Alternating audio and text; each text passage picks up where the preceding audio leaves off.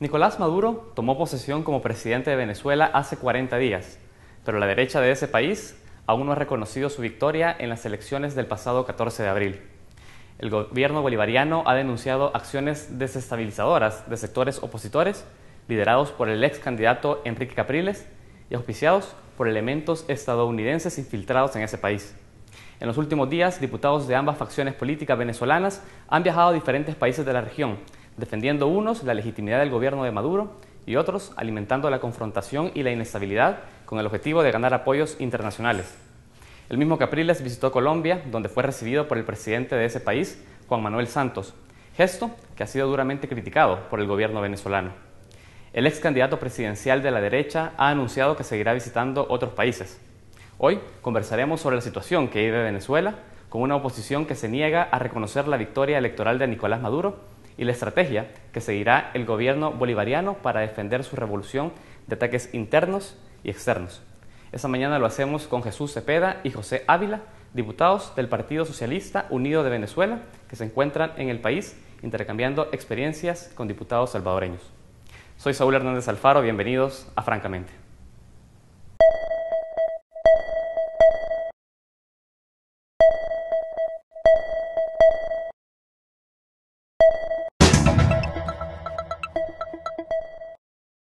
Jesús Cepeda es ingeniero agrónomo por la Universidad Central de Venezuela, en donde ha cursado estudios posgrado en Ciencias Agrícolas y Desarrollo Rural. Actualmente es diputado del Partido Socialista Unido de Venezuela por el estado de Guárico y es el presidente de la Comisión Permanente de la Política Exterior, Soberanía e Integración de la Asamblea Nacional de Venezuela. Su trayectoria política inicia en 1975, cuando se adhiere al movimiento al socialismo en el sector de juventud. Años más tarde participaría en el golpe de Estado fallido del 27 de noviembre de 1992.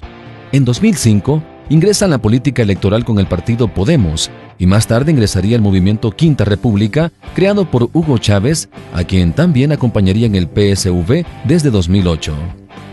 Nuestro segundo invitado es el diputado José Rafael Ávila Bello, miembro de la Comisión Permanente de Finanza y Desarrollo Económico de la Asamblea Nacional de Venezuela. Cursó sus estudios en la Escuela del Ejército Bolivariano Venezolano. Posteriormente ingresó a la Universidad Fermín Toro, en donde obtuvo el título de licenciado en Administración de Empresas, especializándose en finanzas, organización y sistemas. Fue uno de los fundadores del Partido Socialista Unido de Venezuela en 2007 y fue elegido como coordinador nacional del Frente Socialista Unido de Trabajadores Petroquímicos. En 2010 fue electo diputado a la Asamblea Nacional por el circuito número 5 del estado de Carabobo, siendo uno de los diputados electos con la mayor cantidad de votos. Esta mañana conversaremos con ellos sobre la situación política, económica y social en Venezuela a 40 días de la llegada de Nicolás Maduro al poder y a casi 3 meses desde la partida de Hugo Chávez. Lo haremos como todas las mañanas, francamente. Bienvenidos a Francamente, hoy es viernes 31 de mayo de 2013, estamos despidiendo este mes y les agradecemos que estén desde muy temprano en sintonía de ese espacio de entrevista. Saludamos a aquellos que nos ven a través de la web en www.tvx.com.sb. Les recordamos que también pueden participar de esta entrevista a través de nuestras redes sociales en Facebook en francamente.tvx y en Twitter en @francamente.tvx. Esta mañana queremos hablar sobre la situación política, económica y social en Venezuela, a casi 40 días de la llegada a la presidencia de Nicolás Maduro. Lo hacemos con dos diputados del Partido Socialista Unido de Venezuela. Ellos son Jesús Cepeda, diputado y presidente de la Comisión Permanente de Política Exterior, Soberanía e Integración de la Asamblea Nacional, y con José Ávila, diputado y miembro de la Comisión Permanente de Finanza y Desarrollo Económico de la Asamblea Nacional de Venezuela. A ambos quiero darles la bienvenida esta mañana a Francamente. Gracias, Saúl. Saludo al pueblo salvadoreño. Bueno, de verdad que te agradecemos la gentileza de recibirnos en este prestigioso medio y aprovechamos nuevamente la ocasión para darle un saludo a todo el pueblo salvadoreño y muy especialmente a la juventud salvadoreña. Perfecto, tomamos ese saludo entonces. Quiero que arranquemos esta entrevista con lo más reciente, porque el día de ayer el presidente Nicolás Maduro ha señalado de ataques psicológicos dirigidos desde Bogotá. Habla de ataques que tienen como fin dividir y hablan también de una destrucción moral contra el presidente de la Asamblea Nacional, Diosdado Cabello. Me gustaría que pudiéramos hablar de esto. Bueno, en principio debo decirte que el motivo de la visita nuestra acá en El Salvador es la decisión política del gobierno venezolano, de la directiva de la Asamblea Nacional y del Partido Socialista Unido de Venezuela, su dirección internacional, de iniciar una avanzada por el hemisferio americano. En este momento estamos desplegados 20 diputados en 10 países de Latinoamérica, para contrarrestar pues esta perversa campaña de deslegitimación, de pretensiones de deslegitimar la institucionalidad democrática venezolana por parte de estos sectores de la oposición que encabeza el candidato derrotado en las últimas 2 elecciones presidenciales, que es Capriles Radosky, y que definitivamente nosotros le decimos a los pueblos que hemos visitado que es absurdo que pretenda deslegitimar la institucionalidad quien de alguna manera está legitimado por la propia institucionalidad. Me explico. Capriles Radosky en este momento es gobernador del estado Miranda. Él resultó electo con ese mismo árbitro que él hoy deslegitima, resultó electo en diciembre gobernador del estado Miranda con una diferencia de 29.000 votos, por encima del hoy canciller de la República, nuestro camarada Elías Agua. Nosotros inmediatamente reconocimos el triunfo de Capriles. Y el Consejo Nacional Electoral, que es un organismo que ha venido perfeccionando su accionar, que tiene una plataforma tecnológica avanzadísima, hoy en día no solo nosotros, sino los distintos observadores a nivel internacional reconocen que en Venezuela hay un sistema electoral blindado. Tiene cualquier cantidad de auditorías previas donde participan los técnicos de todas las organizaciones políticas, participan los políticos, observadores, se revisa el software, todo eso se hace. Después hay las auditorías durante el proceso, donde participan los testigos, los técnicos, los observadores. Y no conforme con eso, después del proceso electoral, se audita el 54% de las mesas. Claro. Es decir, se cotejan el acta que emite la máquina una vez que se cierra el proceso con las papeletas depositadas en las urnas. Eso dio, esa auditoría que se realizó la misma noche del día 14, un 99.98% de acierto, es decir, casi infalible. Bueno, ¿cuál es nuestra sorpresa? Que el día lunes este señor hizo un llamado irresponsable al pueblo venezolano, a sus seguidores, para que drenaran, palabras que no voy a decir, pero que todo el mundo conoce, y hordas fascistas salieron a la calle y atentaron, costó la vida de 11 venezolanos que fueron asesinados. Los CDI, que por cierto, un conocido personaje de los medios de comunicación, Nelson Bocaranda, en un Twitter, de manera irresponsable, yo diría con una intencionalidad de crimen de lesa humanidad, dijo que los cubanos tenían en los CDI las cajas del CDI. Eso provocó una ira en esas hordas fascistas y bueno, la destrucción de muchos CDI.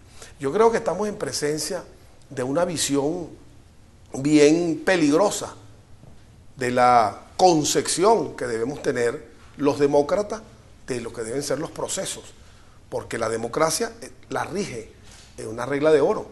Tú participas con una regla de juego y tú tienes que reconocer, si pierdes por un voto, tienes que aceptar, porque tú fuiste a eso. Ahora, ese árbitro ha tenido bajo su tutela 18 elecciones. 18 elecciones. Y la cantidad de elecciones regionales, de diputados. Ahí hay diputados de la oposición que ganaron con menos de 100 votos. Y esos mismos diputados, y eso tiene que saberlo el pueblo salvadoreño, la juventud salvadoreña, esos mismos diputados están ahorita en una campaña deslegitimando el proceso electoral venezolano, deslegitimando la institucionalidad venezolana, lo cual quiere decir que ellos de verdad no creen en la democracia y están buscando otros atajos. Están tratando de generar una matriz de opinión a nivel mundial que interprete y entienda que en Venezuela no existe democracia y que en Venezuela la institucionalidad no funciona. De manera que estamos en presencia de una gran mentira y ese es nuestro deber, decirle a los pueblos la verdad de lo que está ocurriendo en Venezuela. Y nosotros insistimos, más allá de los errores y de las fallas que podamos tener como gobierno, mira, los logros que exhibe hoy el gobierno venezolano en materia del incremento y del mejoramiento del desarrollo humano, la disminución de las desigualdades, el incremento del consumo alimentario, el mejoramiento de la calidad y la incorporación a la educación superior de más de 2 millones de jóvenes, 2.500.000 viejitos, personas de la tercera edad, hoy con pensiones dignas, equiparadas al salario mínimo. Hoy somos reconocidos por la ONU y distintos organismos internacionales como un país que ha logrado las metas del milenio. Todo eso es obra de nuestro presidente eterno, Hugo Chávez, y que le ha estado dando continuidad Nicolás Maduro, ahora con el compromiso de hacer un gobierno itinerante de calle, con el pueblo, con los jóvenes, con los deportistas, con las amas de casa, con los productores, con los campesinos, en la calle, tratando de resolver los problemas. Mientras nosotros estamos haciendo esto, Capriles Radosky, que es un individuo que tiene un prontuario antidemocrático, y podemos hablar de esto más adelante, se ha dedicado a tratar de crear una matriz de opinión a nivel mundial para deslegitimar la institucionalidad. Quiero que lo dejemos con esa reflexión porque tengo que ir a un nuevo corte y vamos a meternos ya de lleno en otros temas. Muchísimas gracias. Vamos a un corte y enseguida estamos en Francamente.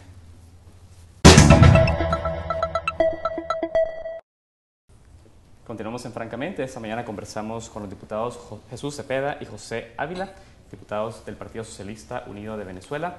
Hablamos sobre la situación política en ese país suramericano. Estamos hablando sobre la situación política porque poco a poco iremos entrando también en otros aspectos que ha implicado también la revolución en Venezuela. Yo quiero, ahora que terminemos, quizás de cerrar la idea respecto a esta visita de Capriles a Bogotá. Y usted, me gustaría que nos pueda decir, diputado, hay una relación también muy fuerte entre Venezuela y Colombia. ¿Se está poniendo en riesgo? Histórica, claro. Histórica. Mira, las reflexiones que nosotros hacemos en este momento, tanto mi hermano y camarada José Ávila como mi persona, a propósito de nuestra visita a El Salvador y de los acontecimientos que ocurren precisamente cuando nosotros estamos acá y que conocemos a través de los medios por la posición de nuestra Cancillería y por la posición de nuestro presidente, nos llevan a pensar lo siguiente. Es mezquino no reconocer el esfuerzo que ha venido haciendo Venezuela por contribuir al proceso de paz colombiano. Porque para nadie es un secreto que la paz en Colombia ayudaría mucho a la paz de todo el continente, a la búsqueda racional y democrática de múltiples salidas y fortalecería aún más todo el esfuerzo que hacemos de integración latinoamericana y caribeña. Nadie discute eso. Nadie en su sano juicio discutiría eso. Ahora, un país que tiene relaciones, que tiene una balanza de pago cercana a los 7.000 millones de dólares, que tenemos problemas delicados en una frontera gigantesca de 2.000 kilómetros, que amerita el concurso de ambos gobiernos a través de la sistematización de políticas que nos permitan minimizar esos problemas, que tiene relaciones y que ha definido, luego de haber superado aquella terrible situación que teníamos con el expresidente Uribe, que en este momento es un factor de desestabilización, no solo de las relaciones con Venezuela, sino del continente, por sus nexos con los paramilitares y con todo lo que nosotros consideramos vicios y desafueros de la sociedad. ¿Tiene conocimientos de Randos que se reunió con él, con Uribe? Bueno, hay cuestiones que se van a salir ahora porque Radosky va a tener que explicarle a la Asamblea Nacional y al país el por qué, siendo él un gobernador, está violando lo que le compete y le corresponde a la presidencia de la República. Pero para no perder la idea de lo que te venía diciendo, entonces tenemos unas nuevas relaciones. Entonces, si tú tienes tus relaciones institucionales, democráticas, con el gobierno venezolano, ¿qué sentido tiene que tú recibas al individuo que en este momento es considerado el factor número 1 de desestabilización de la democracia nacional? Por supuesto que el gobierno venezolano está en su legítimo derecho de reaccionar y hacer las exigencias respectivas, y Dios quiera, así lo decimos nosotros, que logremos normalizar las relaciones y que este impasse se solvente para que podamos seguir adelante con todos los planes que tenemos. Incluso teníamos prevista próximamente, cuestión de un mes, una relación binacional entre el Parlamento colombiano y el Parlamento venezolano para contribuir con los poderes ejecutivos desde los respectivos parlamentos a la solución de estos problemas que te he citado. De manera que para nosotros es una decisión, ese hecho de haber recibido a este señor, el presidente Santos, es una decisión equivocada que le pone por lo menos una tranca a todo el avance que venimos diciendo, que venimos obteniendo nosotros en nuestras relaciones. Por otro lado, es importante decir que en caso venezolano, Venezuela ha sido el país que ha tomado la vanguardia de la integración latinoamericana y caribeña, basada en el legado de nuestros libertadores. Hay una deuda histórica de 200 años con este planteamiento que fue esgrimido por nuestro libertador Simón Bolívar en el Congreso Anfictiónico de Panamá, 1826, y donde se hablaba de la necesidad de la integración para poder enfrentar al coloso del norte. La única vía que tenemos los latinoamericanos para enfrentar todo el proceso de desequilibrios que hay a nivel mundial con el colapso del capitalismo, porque para nadie es un secreto la situación europea, la misma situación norteamericana y la desaceleración de los principales gigantes que mueven la economía mundial. Es a través de la integración que nosotros podemos enfrentar esto. Si tenemos un origen común en nuestras tragedias, en nuestras miserias, que viene del intercambio desigual que nos impuso el poder imperial norteamericano, que nos sometió a todos los países latinoamericanos a ser meros exportadores de materia prima e importadores netos de productos terminados. Materia prima que puede ser alimentaria, minera, petróleo, energética. Nos sometieron a eso y nos impidieron la diversificación económica, porque los Estados Unidos estratégicamente definieron lo que eran las políticas macroeconómicas que los favorecían a ellos y a su propia economía. Bueno, si bien es cierto que ese mal tiene un origen común, no es menos cierto que la salida para contrarrestar ese mal también tiene una respuesta común, que es la integración de los pueblos, para que nosotros podamos potenciar nuestros recursos naturales en un marco de complementariedad, de apoyo y de lucha frontal contra la pobreza. Ayer culminó precisamente una extraordinaria jornada histórica, por demás, de la UNASUR, porque tocamos todo el tema que tiene que ver con la soberanía e independencia en el manejo de los recursos naturales, sus impactos, y cómo de alguna manera podemos establecer políticas conjuntas que hagan posible que esos recursos naturales se puedan utilizar de manera armoniosa con nuestro ambiente y que puedan definitivamente contribuir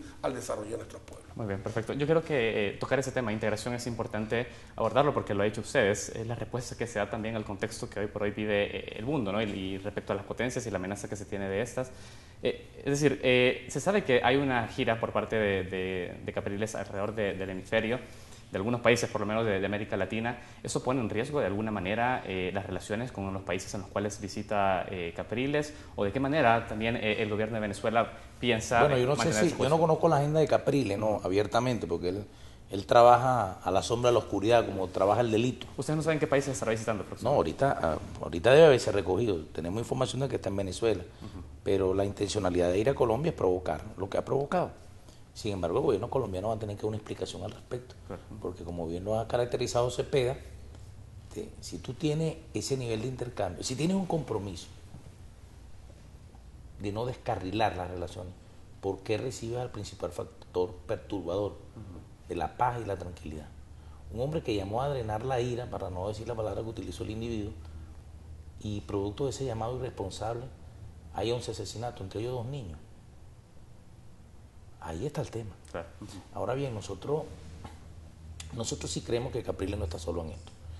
Y no creemos que detrás del incidente colombiano, no dejamos de creer que hay un factor externo que está presionando para que eso sea. ¿Cuál es el único país que no le ha dado la gana, cosa que a nosotros no nos quita el sueño, pero que está para el análisis? ¿Cuál es el único país que no ha reconocido a Nicolás Maduro como presidente en el hemisferio? Pregunto. Estados Unidos. Para nadie es un secreto la injerencia de los Estados Unidos en nuestro continente. Porque insistimos, ellos han hecho un mal cálculo. Ellos creen que pueden destruir la unidad latinoamericana a partir de la desaparición física del presidente Chávez. ¿Estados Unidos está detrás de la coordinación de la visita de Capriles? Yo creo que sí. Nosotros, pero bueno, si no tiene explicación lógica, si tú y yo nos ponemos de acuerdo para llevar la fiesta en paz, y tú vienes y recibes a un connotado enemigo nuestro, común, o mío, que sabes que me genera problemas, y tú lo recibes, ¿qué esperas tú que yo haga? O sea, nadie en su sano juicio si fuese al revés, que tenga, como que nosotros aquí recibamos, vale, a Timothy McVeigh, tipo que el terrorista de Oklahoma. Me imagino que los Estados Unidos harán algo, ¿no? ¿Es o no es? Bueno, este tipo es un terrorista Capriles se ha convertido en un terrorista de la tranquilidad y de la paz pública en Venezuela. Y ha querido exportar eso con una sarta de mentiras al exterior. Yo no creo que más nadie lo vaya a recibir. De todas formas, cada gobierno es libre de hacer lo que mejor le parezca. Pero en el caso colombiano lo vemos inaceptable. Y lo hacemos inaceptable porque para nadie es un secreto los históricos problemas que hemos tenido de carácter no solo fronterizo y la histórica relación comercial. Para la oligarquía venezolana y sus aliados en Colombia, poco le importa al pueblo, porque al fin y al cabo, ¿quiénes son los beneficiados o los perjudicados si las relaciones avanzan bien o si se tropiezan desde el punto de vista comercial, desde el punto de vista de identidad, desde el punto de vista de las relaciones incluso familiares? Nuestra frontera con Colombia es una frontera muy activa. Hay ciudadanos colombianos que son venezolanos también, y viceversa. Entonces, pareciera ser que la palabra pueblo solo se utiliza para los momentos de elecciones, de buscar votos, en el caso de ellos, porque tienes que hacer ese cálculo, a menos que tengas una intención vedada y no la quieras decir. Por eso es que extraña el silencio de la Cancillería y una salida muy astuta, nosotros reconocemos eso, diciendo que bueno, no, las relaciones, este incidente lo va a atender personalmente el presidente Sánchez. Nosotros llamamos desde aquí al hermano pueblo colombiano a desmarcarse de esa posición. Incluso no han querido reseñar que la visita de Capriles en Colombia fue objeto de protestas.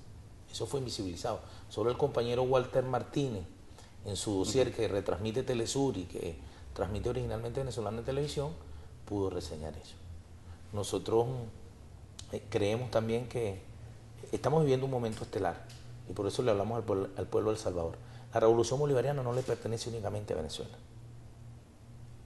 Detrás de todo eso está la intencionalidad de ponerle la mano a la más gigantesca reserva de petróleo del planeta y a un tercio de las reservas acuíferas del mundo. O sea, no estamos en presencia de cualquier cosa. Si tú ves las necesidades de energía que demandan los Estados Unidos y sus aliados y la poca disponibilidad de inventario y de reservas en su subsuelo, Venezuela es un atractivo. Y cuando nosotros recuperamos el carácter filosófico y doctrinal de lo que para Bolívar significa, porque nosotros no lo vemos en el pasado, las ideas de Bolívar no son una cosa que se quedaron en el tiempo porque se dieron en el 1820, no, ni son ideas vetustas, son ideas de avanzada que nunca se instrumentaron. Chávez logró instrumentar eso. Chávez logró, junto con la voluntad política de otros pueblos y de otros presidentes de la región, rescatar la bandera que plantó Bolívar cuando planteó y convocó el Congreso Anfictiónico de Panamá. ¿Quién saboteó ese Congreso? Son los mismos de siempre, son los Santander de la época, los Monroe de la época, el Walker que vino aquí y se apropió de Centroamérica. ¿Te acuerdas de ese bandido norteamericano que vino y se proclamó aquí dueño de la tierra centroamericana? O el Irvine norteamericano que decía que él estaba en su derecho de apoyar a los realistas cuando Venezuela luchaba por la independencia del territorio. Y hoy, en esta segunda fase de la independencia que nosotros estamos concretando junto con todos los pueblos de América Latina, si nosotros no concretamos desde el punto de vista práctico el tema de la unidad latinoamericana, entonces aquí El Salvador verá a un joven venezolano como un extraterrestre, una cosa así. Porque es el proceso que nos llevó, nosotros logramos revertir el proceso que nos llevó a estar de espaldas y nos juntó. Y entonces decimos, y tenemos el mismo lenguaje, comemos la misma arepa, aquí es pupusa, allá es arepa, tenemos raíces comunes, el mismo maíz. ¿Cómo es eso que estamos de espalda los iguales? Y ese es el contenido fundamental de eso. Que ¿cómo trabajan los imperios? Dividiéndonos, borrándonos la identidad y diciendo, no, la historia es un acontecimiento que pasó allá atrás. No, eso vive. Y vive y tiene que recuperarse para que viva en las mentes, en los corazones y en el accionar de los latinoamericanos. Si nosotros no logramos en los planos concretos la unidad latinoamericana, nosotros estamos condenados al ostracismo. Mira, excelente. Si nosotros olvidamos la historia, corremos el riesgo de que se repitan los errores que se cometieron en aquel momento. Quiero que lo dejemos con esa reflexión porque tengo que ir a un nuevo corte y vamos a meternos ya de lleno en otros temas. Muchísimas gracias. Vamos a un corte y enseguida estamos en Francamente.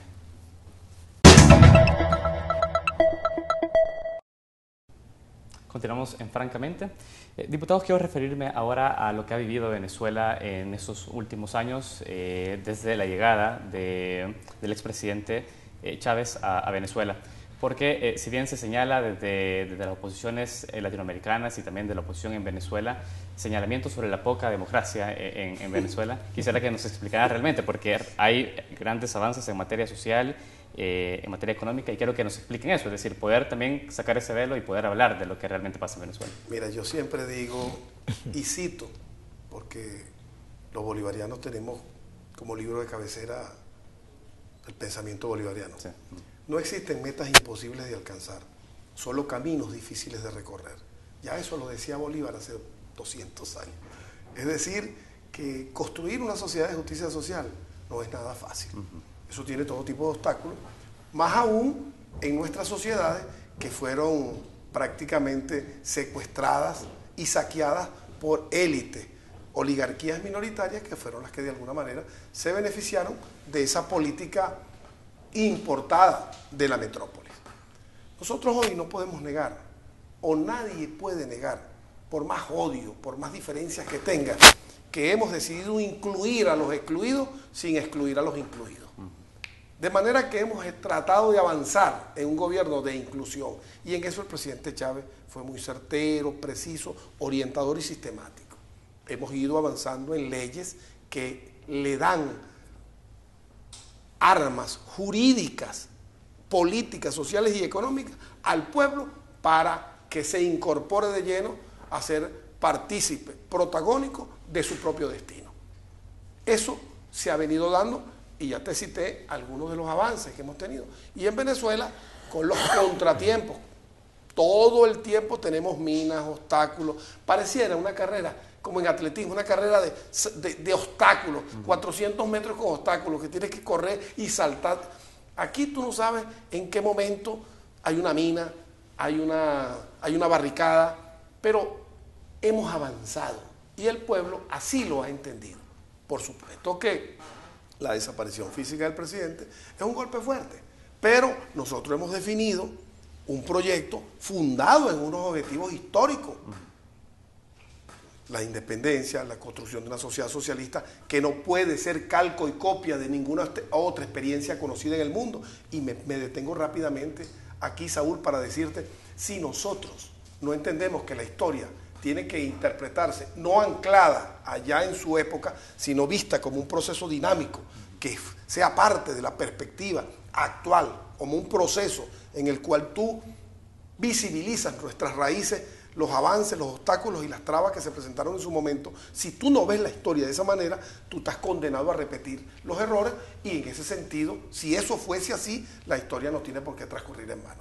Entonces yo creo que nosotros, ante esta disyuntiva, estamos decididos a rescatar objetivos históricos como la independencia, la construcción del socialismo, y te repito, para nosotros el socialismo no es calco ni copia, como decía Mariátegui, de ninguna otra experiencia conocida, sino que debe ser un proceso que se vaya adecuando a nuestros tiempos, a Latinoamérica, a la dimensión actual. El socialismo es una palabra polisémica.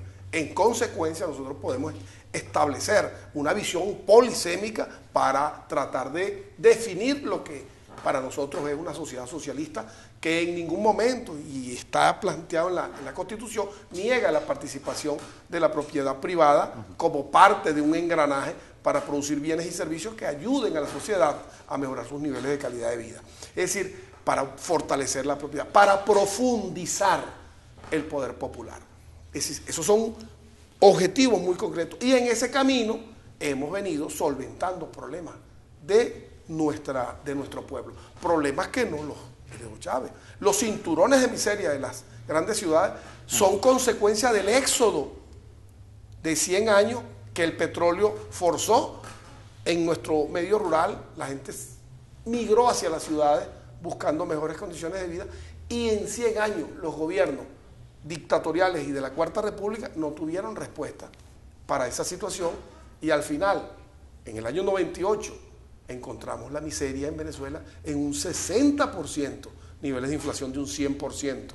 Todo eso de alguna manera configuró una cosa que es parte de los procesos especulativos que se llama la inflación inercial. Chávez encontró ya la inflación inercial, esa que se arrastra de un año a otro, en un 20%. En el caso venezolano, que además de ser un fenómeno importado, también tiene sus componentes en el incremento de la demanda. Hemos mejorado el poder adquisitivo de los venezolanos y en consecuencia se ha aumentado la demanda de bienes y servicios. Bueno, el reto está en que esa demanda sea equiparada con una oferta equivalente. Esos son los retos que nosotros tenemos, pero lo estamos haciendo, y en este momento hay que resaltar que el presidente Nicolás Maduro está haciendo un llamado a los sectores nacionalistas que quieran contribuir con el avance del proceso productivo venezolano. Los está llamando por el bien del país, por el bien de todos los venezolanos y venezolanas, pero ese diálogo no puede terminar siendo un sincretismo para que las élites se pongan de acuerdo, porque ese fue el mecanismo que se utilizó durante la Cuarta República. Nosotros creemos que el diálogo es necesario para subsanar los problemas, para que entendamos que el gobierno venezolano está abierto a escuchar ideas, planteamientos, posibles soluciones de los distintos sectores que pueden pensar o no igual que nosotros. De manera pues que yo creo que aquí estamos haciendo un esfuerzo serio. A ese esfuerzo serio, bueno, se le opone esta irracional conducta antidemocrática que tanto dentro de Venezuela como fuera de ella está impulsando este grupito que maneja la oposición venezolana. Y hay que recordar el origen, el pueblo salvadoreño tiene que recordar el origen de Capriles Radosky, Tradición, Familia y Propiedad, una secta fundada por un terrorista que incluso Centroamérica lo conoció, Alejandro Peña Esclusa, que hoy purga condena en las cárceles venezolanas. Amigo íntimo de Posada Carriles, el responsable de la voladura del avión cubano. Muchos jóvenes no saben eso. Cómo un terrorista puso una bomba y mató toda la selección de esgrima y de deportistas del noble pueblo cubano. Eso no se nos olvida a nosotros. Y ese terrorista lo protegen los norteamericanos. Allá está protegido. Y Venezuela ha pedido su extradición para que purgue condena, para que termine pagando el crimen de lesa humanidad que cometió contra los deportistas y contra miles de jóvenes inocentes que no tienen absolutamente culpa de los errores que hayan podido cometer ningún sistema político. Y termino diciéndote lo siguiente: nosotros creemos en la eficiencia y en el incremento de la productividad. Y creemos que la eficiencia y el incremento de la productividad no es arrogable a ninguna doctrina del pensamiento universal, llámese esta socialdemócrata, socialcristiana, comunista, socialista, sino que simplemente cualquier sociedad, cualquier sistema ideológico político está obligado a incrementar los niveles de eficiencia y de productividad para satisfacer la demanda de una población creciente, la demanda de bienes y servicios. Porque al fin y al cabo se trata de ayudar a los sectores que estuvieron históricamente excluidos y no seguir beneficiando a grupos elitescos que yo no sé qué van a hacer.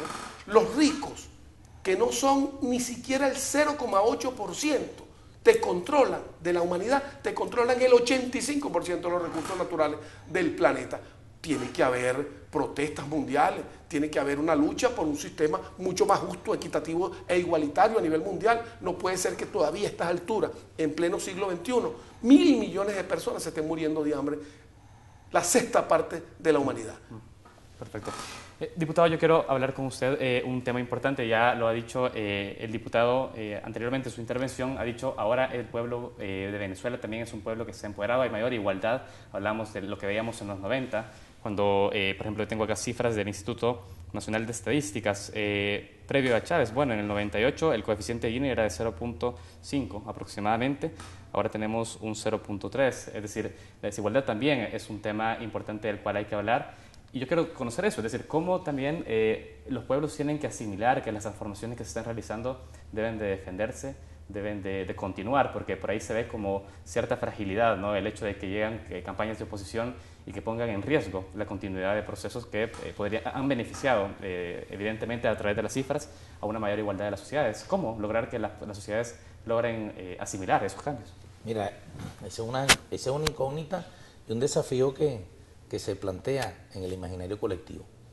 Eso tiene varias aristas, porque no soy los que cree que el pueblo no sabe. No, el pueblo sí sabe. Ahora, el pueblo lo que es víctima de campañas que borran y la realidad y tratan de pintar una escena que no existe. Recuerdo mucho la técnica aquella cuando Al Jazeera presentó la plaza de la Revolución de Libia tomada, ¿sabes? ¿Te acuerdas de ese momento? Relátemelo porque no... Y bueno, en medio del conflicto libio, presentan una plaza emblemática allá en Libia, donde estaba un avión agarrado, ¿no? Cuando atacaron una vez a Gaddafi. Y ellos lo presentan en la televisión, listo, ya tomaron la cosa, ¿no? Y la gente salió como loca, los opositores libios. Y después salió Telesur y presentó, mira, aquí está, esta es la realidad. Hay una concentración en apoyo al pueblo libio y tal. No, la plaza no era en Libia. La plaza no era en Libia. No era en Libia, era en otro país. Era en otro país, pero ellos hicieron como un set de televisión, pues, pero simulaban. Eso hacen, por eso nosotros hemos insistido mucho. Tú me preguntas cómo. Bueno, yo no tengo la fórmula, ¿no? Pero ¿cómo lo hemos intentado nosotros en Venezuela? Bueno, le hemos transferido competencias en materia de comunicación a la población, y allá hay cientos de radios comunitarias, televisoras, y hemos socializado, porque alguien enseñó en este continente que la televisión, la comunicación o la información era para un sector, y entonces allí ese grupo privilegiado hizo de eso una actividad comercial y violó los principios. Por ejemplo, el compromiso por informar oportuna y verazmente, no una sola parte, o las consecuencias de mentir. Eso en otros tiempos era sinónimo de, bueno, perdí la carrera. Ahora cualquiera agarra, hace un show, monta un teatro y no ha pasado nada, y ese escándalo lo cubre otro. Entonces la velocidad de la información nos arropa, que ese es el otro desafío que tenemos. Entonces allá en Venezuela, ya en el 2002 nosotros derrotamos, porque el otro es el cerco mediático, no te digo lo que el otro está haciendo o está avanzando, y te creo una como especie de un surrealismo ahí, ¿no? En Venezuela hemos sido víctimas de cualquier campaña que tú puedas imaginar. Bueno, ustedes por aquí me dijeron que anda JJ Rendón. Preparémonos en El Salvador, y digo preparémonos en El Salvador, porque nosotros no divorciamos la suerte de El Salvador a la suerte nuestra. Bueno, el presidente Chávez formaba parte de las campañas en la elección presidencial anterior. Y es perverso y es un enfermo. Entonces prepárense para una nueva campaña de terror. O preparémonos para una nueva campaña de terror, porque allá en Venezuela lo ha hecho.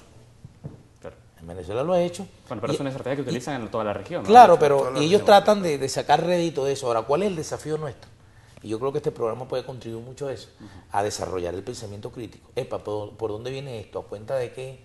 O sea, el pueblo latinoamericano todo el tiempo debería decir, bueno, ¿a cuenta de qué los gringos ahora se la quieren echar, amigos, nosotros? Y tratan ahora de liberarnos de una dictadura. Una dictadura donde la gente participa al 80%, por ejemplo, en Venezuela, en los procesos electorales. ¿Qué dictadura es esa? Una dictadura donde 2.300.000 jóvenes están en las universidades. Una dictadura donde un abuelo, cuando llega a su edad de 60 años, 55 años, que son las mujeres, tiene acceso a una pensión equivalente a $400. ¿Qué dictadura es esa? Una dictadura donde los medios crecen. Ahora hay más medios impresos y más medios audiovisuales, radiofónicos. Qué extraña dictadura, ¿no? Donde durante 14 años el ingreso del venezolano crece. Una dictadura donde los niños tienen acceso a la educación y a la alimentación. Una dictadura que tiene un programa de alimentación donde el 60 al 70% del costo de esos productos es subsidiado. Una dictadura que tiene un subsidio directo a la electricidad, al combustible. Esa es una dictadura bien extraña. Bueno, esa es la realidad que tratan de vender. Una dictadura donde esos mismos diputados de oposición que han salido por ahí a despotricar y a negarse ellos mismos. Fueron electos algunos con 90 votos de diferencia. Entonces aquí cuestionan 300.000 votos de diferencia en favor de Nicolás Maduro. Entonces, evidentemente que esto no es una paranoia, estamos analizando elementos objetivos, ¿verdad? Estamos en presencia de una conspiración.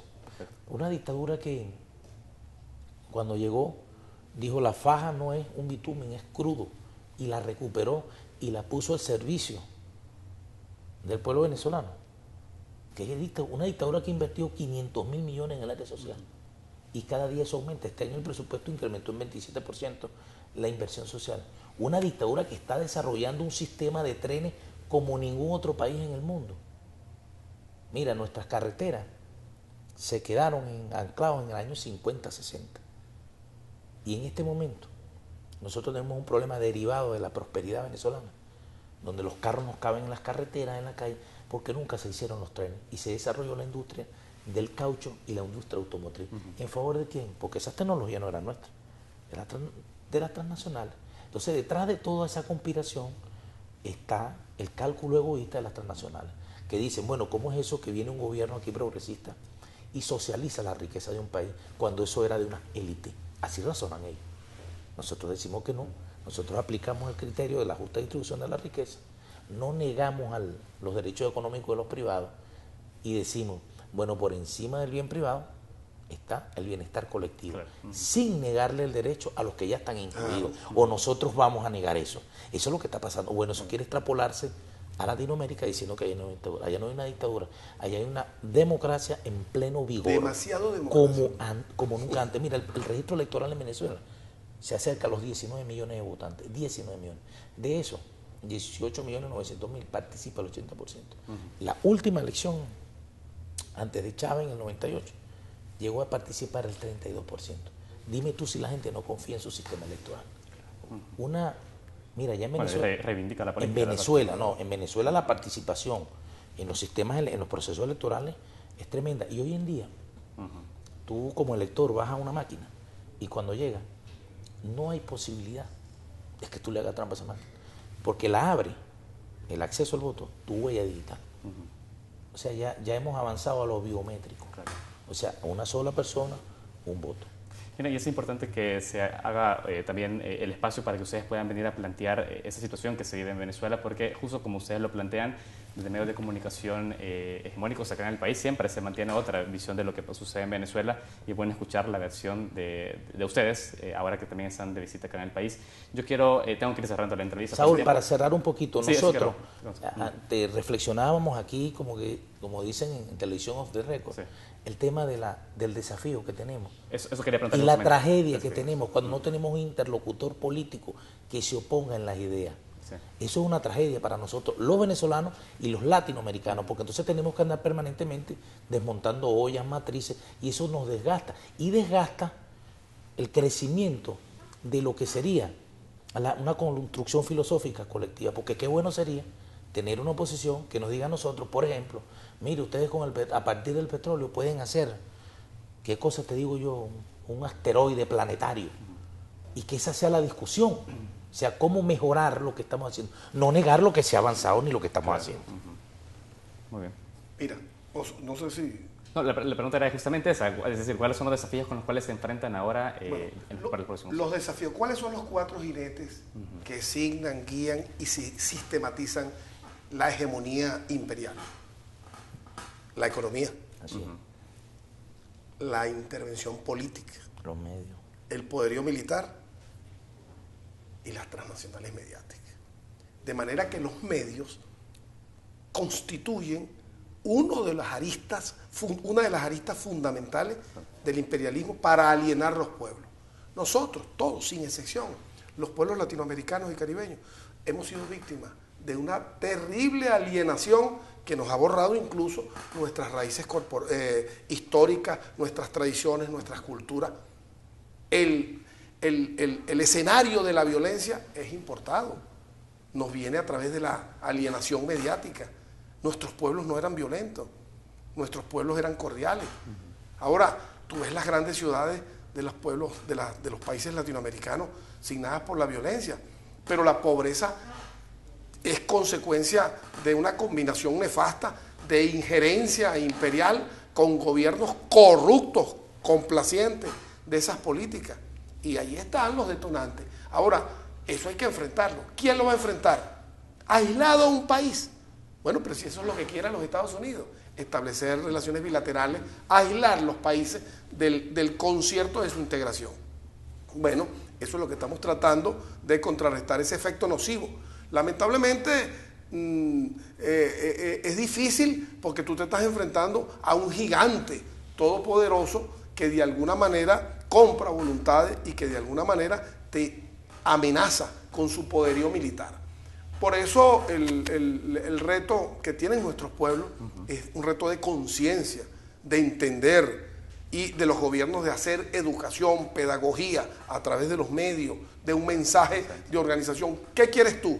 ¿Volver, en el caso venezolano, a la Venezuela de los 90 con su experiencia nefasta del neoliberalismo? ¿O seguir avanzando, superando los errores que se hayan podido cometer y mejorando todos los programas sociales donde hemos venido de verdad avanzando? Y que cualquier opositor, póngalo allí, diga cuál es tu plan alternativo. Ellos no tienen plan alternativo. Incluso se atrevieron a usufructuar la simbología del chavismo. Su comando lo llaman Simón Bolívar. Y el retrato de Simón Bolívar, el año 2002, lo quitaron y lo tiraron en un baño. La Constitución la quemaron. Eliminaron la condición de República Bolivariana de Venezuela y dijeron República de Venezuela. Ahora, hipócritamente se van a presentar ante el mundo, ante el hemisferio, de que ellos son bolivarianos. Yo creo que esa farsa, bueno, no se la creen ni ellos mismos, y nuestro deber es hacerle entender a los pueblos latinoamericanos y al mundo quiénes son estos señores, cuál es su prontuario. Si tú tienes, a ti te piden tu currículum vitae para ir a trabajar. Bueno, pídale el currículum vitae en el plano político al señor Capriles Radosky para que vea cuál ha sido su prontuario. Y entonces al final podrás sacar tú las conclusiones de si es o no es demócrata. Para mí, y aquí lo digo a título personal, este señor está a 180 grados de diferencia de lo que un demócrata debe reunir como estadista, como persona que debe guardar un adecuado comportamiento en los planos personales con la sociedad y que tiene que ser respetuoso de la institucionalidad, me favorezca o no me favorezca en un determinado proceso electoral. De acuerdo, diputados, tengo que despedirlos, pero ha sido un gusto tenerlos en ese set. Nosotros desde este espacio seguiremos muy atentos de la situación en Venezuela y, por supuesto, dando espacio también para poder conocer también lo que pasa realmente de todos los actores. Muchísimas gracias por Gracias a ti, hermano. Gracias a ustedes también que nos acompañaron durante esta semana. Nos seguimos viendo el día lunes acá en TVX. Muchas gracias.